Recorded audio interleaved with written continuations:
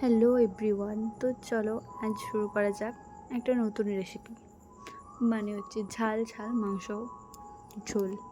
তো কারা কারা মাংস খেতে পছন্দ করো আমার মতো, তার প্লিজ কমেন্টে বলে যেও। তো চলো শুরু করা যাক। তো প্রথমে আমি মাংসের আলুগুলোকে ভেজে সরিয়ে রেখে দিয়েছিলাম এবং মাংসগুলোকেও ধুয়ে সরিয়ে রেখে দিয়েছিলাম। তো কড়া বসিয়ে উনুনে তার মধ্যে গোটা গরম মশলা এবং তেজপাতা দিয়ে একটা ফোড়ন দিয়ে তার মধ্যে পেঁয়াজ দিয়ে ভালো করে একটু হালকা লবণ দিয়ে কষাতে হবে। তার পর ওর মধ্যে দিতে হবে কাঁচা লঙ্কা, বা তোমরা যারা শুকনো লঙ্কা পছন্দ করো তারাও দিতে পারো শুকনো লঙ্কা। ভালো করে নেড়ে ওর মধ্যে দিয়ে দেবে রসুন, অনেকক্ষণ নাড়বে।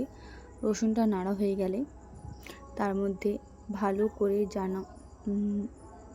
রসুনের গ্রেভিটা যেন ভালোভাবে পেঁয়াজের সাথে মিশে যায়, এটা তোমাদেরকে নজর রাখতে হবে। তারপর দিয়ে দিবে আদা বাটাটাকেও ভালোভাবে ওর সাথে মিশিয়ে নেবে, যেন আদার যে স্মেলটা যেন ওর সাথে একদম মিশে যায়।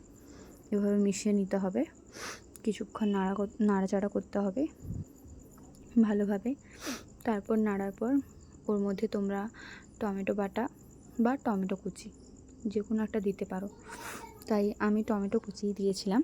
টমেটো কুচিটাকে দেওয়ার পরে তোমরা ওর মধ্যে একটু হালকা লবণও অ্যাড করে দিতে পারো, যাতে তাড়াতাড়ি টমেটোটা গলে যায়।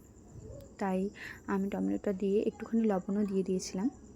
তারপর টমেটোটাকে ভালোভাবে এদিক ওদিক নেড়ে চেড়ে যেন টমেটোটা একদমই গলে যায় ওর মধ্যে, এটা তোমাকে খেয়াল রাখতে হবে। টমেটোটা একদমই গলে গেছে, দেখো তোমরা একদম গ্রেভি গ্রেভি হয়ে গেছে। ঠিক আমার মতো তোমাদেরকেও করতে হবে এরকম, যেন একদম গলে যায়। ওর মধ্যে এবার তোমাকে দিতে হবে হলুদ গুঁড়ো, কাশ্মীরি লঙ্কা গুঁড়ো। আর যারা লঙ্কা গুঁড়ো দিতে চাও না, নাও দিতে পারো, কিন্তু আমি দিয়েছিলাম। ওটাকেও ভালোভাবে নেড়ে নিতে হবে একদম, যেন একবারে একসাথে সব কিছুটা মিশে যায়। ঠিক আমার মতো করে ভালো করে নেড়ে চেড়ে গ্রেভিটা একসাথে মিশিয়ে নিতে হবে ওর মধ্যে, ঠিক আমি যেমন করছিলাম। তার মধ্যে কিছুক্ষণ নাড়াচাড়া হয়ে গেলে আমরা যে ধুয়ে রাখা মাংসটা রেখেছিলাম সেই মাংসটা এবার ওর মধ্যে অ্যাড করে দেব। অ্যাড করে ভালো করে ওটাকে নাড়বো, ঠিক যেন গ্রেভির সাথে একদম মাংসটা মিশে যায়। ঠিক ওভাবেই নাড়তে হবে, ঠিক আমি যেমনভাবে নাড়ছি। ভালো করে নাড়াচাড়া হয়ে গেলে তারপর তোমরা দেখবে যখন মাংস থেকে একটা জল ছেড়ে আসবে, ঠিক তখন ভাবতে হবে মাংসটা কষানো হয়ে গেছে। দেখো আস্তে আস্তে যেন মনে হচ্ছে মাংস থেকে হালকা জল ছেড়ে আসছে। তোমরা বুঝতে পারবে, নাড়ালেই বুঝতে পারবে যে মাংস থেকে একটা গ্রেভি যেন বেরিয়ে আসছে, ঠিক যেমন আমার মাংস থেকে বেরিয়ে এলো হালকা একটা গ্রেভি গ্রেভি। দেখো মশলাগুলো একদম একে অপরের সাথে লেগে গেছে, পুরো ভালোভাবে নাড়া হয়ে যাচ্ছে। ঠিক আমি যেমনভাবে নাড়ছি তোমরাও ঠিক এভাবে কষিয়ে নেবে মাংসটাকে একদম হালকা আঁচে। তারপর 10 মিনিটের জন্য ঢাকা দিবে, বা বারবার ঢাকা দিবে, নাড়বে। দেখবে মাংস থেকে হালকা একটু গ্রেভির মতো জল বেরিয়ে আসছে। দেখো ফ্রেন্ডস, কেমন টকবক করে লাল লাল হয়ে গেল। দেখো এরকম যখন মাংস থেকে জলটা ছেড়ে আসবে তোমরাও নাড়তে নাড়তে দেখবে এরকম মাংস থেকে হালকা গ্রেভি বেরিয়ে এসছে।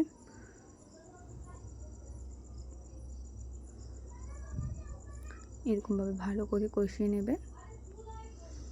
কষিয়ে নেওয়ার পরে ওর মধ্যে দিয়ে দিবে ভাজা করে রাখা আলুগুলো দিয়েও আমরা আবার হালকা একটু কষিয়ে নেব মাংসগুলোকে, এদিক ওদিক করে যেন মশলাগুলোর সাথে লেগে যায় একে অপরের সাথে। ভালো করে কষিয়ে নিতে হবে তোমাদেরকেও।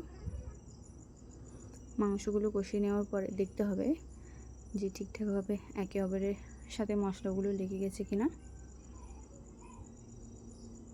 তোমরা দেখতেই পাচ্ছ যে কেমন একেবারে মিশে গেছে একে অপরের সাথে।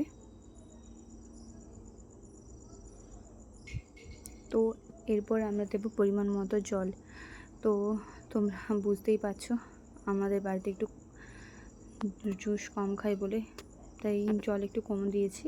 তো তোমরা যেভাবে জল দিতে পারো, কারণ মাংসটা একটু সেদ্ধ হবে, তো তাই ভালোভাবে জল দিয়ে কষিয়ে নেব 10 থেকে 15 মিনিট। এটাকে ভালোভাবে ঢাকা দিয়ে রেখে দেব। তো দেখতে পাচ্ছ ঢাকা দিয়ে দিয়েছি। 10 থেকে 15 মিনিট এবার ঢাকা থাকুক। 10 থেকে 15 মিনিট ঢাকা দেওয়ার পর দেখো আমি খুললাম। প্রথমে তো আমি খুলতেই পারছিলাম না, তারপর ভালো করে ধরে খুললাম। তো দেখতে পাচ্ছ একটা স্মেল বেরোচ্ছে কেমনভাবে মাংস থেকে, খুব সুন্দর একটা কালারও চলে এসছে। আর মাংসটা প্রায় সিদ্ধ হয়ে গেছে। এবার আমি মাংসটাকে নামিয়ে রেখে দিয়েছি। তো কত সুন্দর লাগছে দেখো তোমরা, পুরো একদম ঝাল ঝাল টেস্টি মাংস। আজকের মতো এইটুকুই। বা